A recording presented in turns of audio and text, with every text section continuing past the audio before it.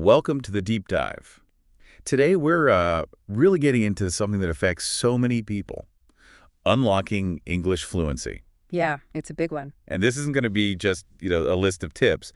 We're aiming for a practical journey here, designed to help you become a more confident English speaker. Whether you're just starting out or maybe feeling a bit stuck. Exactly. We've pulled together some really great insights from our source material. It's got guidance, motivation, and some pretty powerful stories, too. Real stories, which I think makes a difference. Definitely. Now, does this sound familiar? I understand everything, but I just can't speak. Oh, I hear that all the time. Or why do words just vanish right after I learn them? And the classic, I study so much, why aren't I getting better? If you've ever had that kind of, frustration, you're definitely not alone. You know, it's really interesting because so often those struggles, they aren't actually about how smart you are or even how much effort you're putting in, really. Right. That's the surprising part. The real question our source helps us dig into is, okay, if it's not just pure effort, then what is it?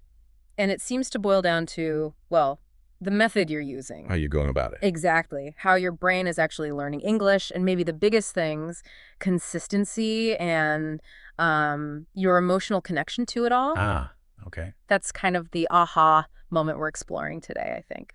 So let's make this concrete. Our source talks about Maria. She's 32, lives in Brazil. Okay. And she's doing all the things you'd think are right. Watching English shows, using language apps. The usual suspects. Yeah, even bought a grammar book. But then someone just asks her, how are you? Simple question. And she freezes. Like, she knows the words, they're in there somewhere, but nothing comes out. And after 2 years, she's thinking, why am I still so bad at speaking? That feeling is so relatable. And Maria's situation, it perfectly shows this fundamental truth. She studied, sure, but she wasn't really practicing. Ah, the distinction. Yes. She was memorizing things, maybe vocabulary lists, grammar rules, but she wasn't actually communicating, using the language. Right. And that difference is, it's everything. If you feel like Maria, it's not a sign you failed. It's just a sign that maybe it's time to change how you're learning. And that leads us straight into this really crucial shift in thinking about English. It's not like math or history. No, definitely not. You can't just, cram information and expect to be fluent.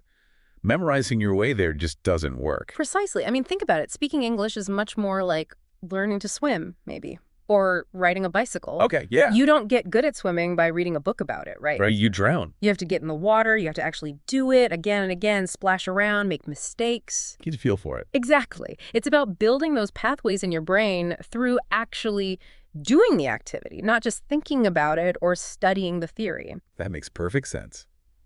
So our source really pushes this idea. Instead of saying, I studied English for 6 months, try actually changing how you phrase it, even to yourself. How so? Say, I practice English every single day.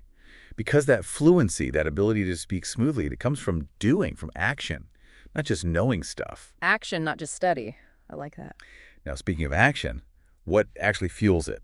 Motivation, right? Gotta have that. And the source makes a really strong point that vague goals, like just saying, I want to speak English, they often don't cut it. They don't have enough power. So what kind of goals do work then? What gives you that real push? Well, what stands out is connecting it to something personal, something emotional. Okay. Like what? Like examples from the source. Yeah. I want to travel to Europe and actually talk to people without feeling scared. Yeah, that's tangible. Or I want to watch my favorite movies and finally understand them without subtitles. Ooh, good one. Or maybe I want to get a better job, just feel proud of how I communicate in English. I see. So these aren't just abstract ideas. They're tied to real feelings, real desires. Exactly. And this insight, it really shifted things for me. These emotional goals, they're not just like nice side benefits. They're your fuel. Your battery pack. Yes. They give you that energy when you're tired, when you feel like skipping practice. They remind you why you're doing this. Makes sense. So the source suggests, maybe even right now, just pause and ask yourself, why do I really want this? And then actually write it down. Put it on paper? Look at it every day. Say it out loud. Make it real. Make it part of your daily drive. Okay, and building on that motivation, the source points out something really powerful about people who succeed with languages. What's that? It's not always the smartest people, the ones with the highest IQs. Overwhelmingly, it's the most consistent ones. Consistency, right? That keeps coming up. It's huge. And you can see why. It's like compound interest, right? But for your English skills. Exactly like that. Doing a little bit every single day. Yeah. It doesn't just add up, it sort of multiplies. Right. It builds stronger connections in your brain. Way better than, say, cramming for 3 hours just once a week. Oh, absolutely. That 3-hour block once a week often leads to burnout anyway, and you forget most of it. So true. So the question then is, what does consistent actually look like? Does it mean hours every day? No. And that's the encouraging part. Our source gives some brilliant, totally doable examples. Small daily habits. Like what? Give us some ideas.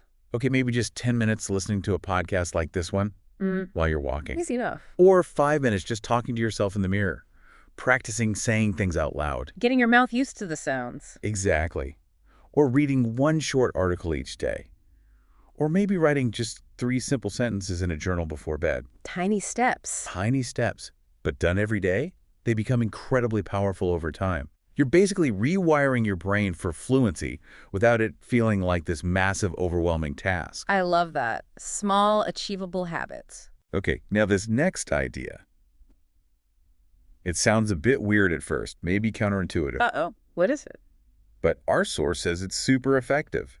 Learn like a baby. Learn like a baby. How does that work? Babies don't exactly sign up for classes? Haha, no. But think about how they learn. Do they study grammar rules? Definitely not. They just absorb. Right.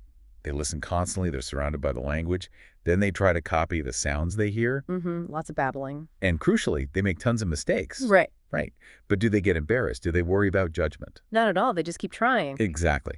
So the advice is Yeah. adopt that mindset. Listen way more than you speak, especially at the start. Don't be afraid of making mistakes. They're just part of learning. Embrace the messiness. Yes.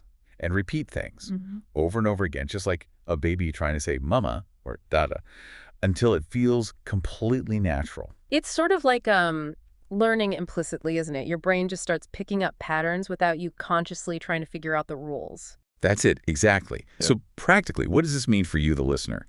Start simple. Okay. Pick some basic, really useful phrases. Things like, I'm tired, I like this, let's go, I don't know. The building blocks. Yeah, the absolute basics. But the key is, use them every day. How? In different ways. Say them in your head when the situation fits. Say them out loud, even if just to yourself. Write them down. Okay. Our source even suggests things like, imagine using them in different situations, say them with different feelings, or pretend you're teaching them to someone. Anything to make them stick. Make them automatic. So they become truly part of you. Yeah. And you don't even have to think before saying them. Right, that makes sense. And this idea of listening first, it leads us right into another critical point, doesn't it? Which is, Well, think about it. If you're not regularly hearing correct English, how can you possibly expect to speak correct English? good point, garbage in, garbage out, sort of. Kind of, yeah. It really hammers home how vital input is. You need to feed your brain the right stuff first. Lots of listening, lots of reading. So practically speaking, what are some good ways to get that input? Our source mentions really accessible things, listening to podcasts like this one, where you hear natural conversation, Okay. watching videos, maybe movies or series, ideally with English subtitles first, then maybe without, Right. and reading simple things every day.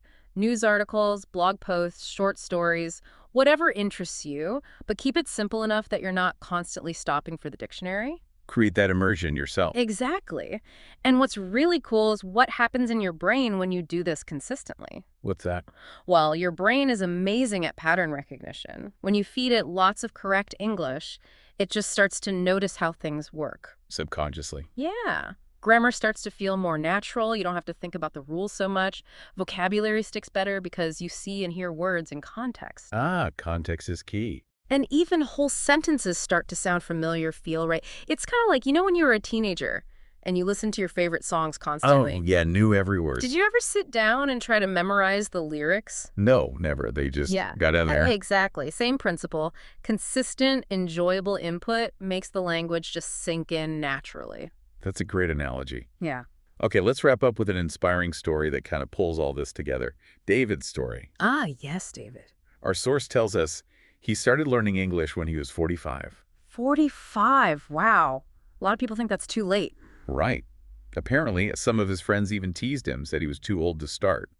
But David didn't listen. Good for him. So what did he do? He was all about that consistency we talked about. Okay. Every morning, he'd listen to English audio during his commute, and he'd practice speaking, but get this, alone in his car. Smart, no pressure environment. Yeah, just rehearsing simple sentences, saying things out loud until he felt comfortable, natural. He really proves that age is just a number if you have the right approach, doesn't he? That consistency matters more. Totally.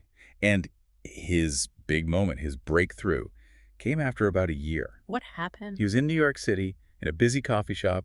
The barista asks him, what can I get for you? The moment of truth. And David, apparently without even thinking, just replied, a cappuccino, please. Nice. Simple, but effective. Exactly. And for him, that was it. That little exchange was this huge, I can do this moment. That's fantastic. And the key thing there, as our source points out, wasn't that he spoke perfectly or super fast. No. It was that he spoke confidently. He communicated what he wanted clearly and without freezing. Right. And that really drives home the core message, doesn't it? Real confidence, real fluency. It comes from that consistent, deliberate action fueled by that why, that emotional connection. Absolutely. So just to quickly recap the main takeaways from this deep dive on English fluency, it's really a skill, isn't it? Yes, built through consistent action and practice, not just study. And it needs to be powered by goals that actually mean something to you, those emotional drivers. Definitely. And supported fundamentally by getting lots and lots of input, listening and reading. Feed the brain. Feed the brain. And, stepping back a bit, this whole approach, focusing on consistent action, on why it matters to you personally, rather than just memorizing facts. Yeah. You have to wonder how that framework might apply to other things you want to learn or master in life. Right. Other skills, other goals. That's a really interesting thought. It feels like a pretty universal blueprint for getting good at almost anything. Could be. So maybe the final thought for everyone listening is this. Beyond just learning English, what's one small, consistent action you could take starting today to move just a little bit closer to any personal goal you have? Where could you build that compound interest in your own life? Something to think about.